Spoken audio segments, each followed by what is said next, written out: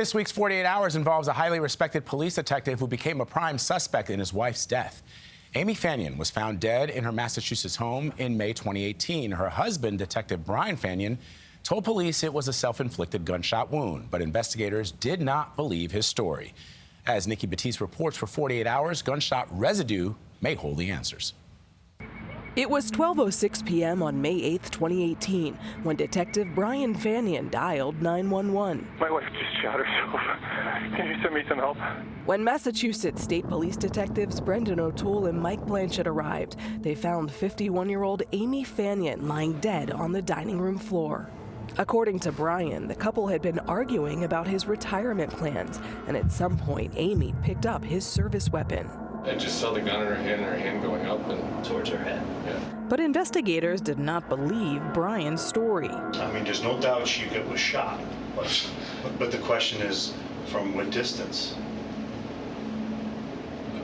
It was right freaking there, I'm telling you. Distance mattered because in self-inflicted gunshot wounds, gunshot residue is expelled from the firearm, leaving a distinct pattern called stippling on the wound. There's none on her, Brian. There's none on her. There has to be, because the gun was there, right freaking there. Fanion was later arrested and charged with murder. But at trial, Alexander Jason, a crime scene analyst called by the defense, testified that the lack of gunshot residue was not due to distance, but rather Amy's hair. Amy Fanion had very dense, thick hair. That will block the gunshot residue. Amy's hair was not tested by crime scene analysts. To support his theory, he met us at a gun range, using a .45 caliber gun and ammunition, identical to what was found at the scene.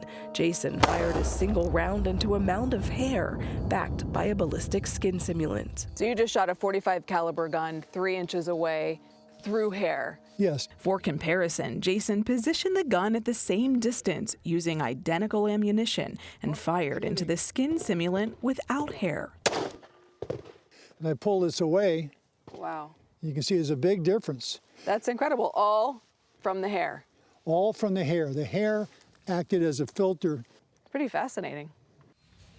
And Nikki joins us now. Nikki, that is incredibly fascinating. So were there any fingerprints found on Brian's gun? And what about that gunshot residue? So there were partial prints found on the gun, but detectives weren't able to identify them. However, both Brian and Amy had gunshot residue on their hands. But at the crime scene, Brian was found holding his wife's hand, so it's, it could be transferred. What do prosecutors say the motive was?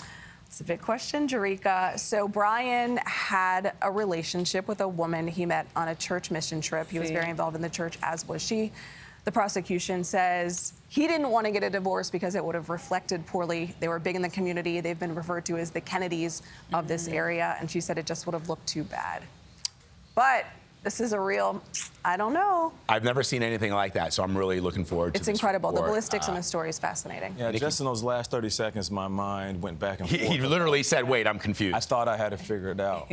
Tune in Saturday, Nate. Saturday night. Great tease. Nikki, thank you very much, as always. You can watch Nikki's full report, The Detective's Wife, on 48 Hours tomorrow night at 10, 9 Central, right here on CBS and streaming on Paramount+.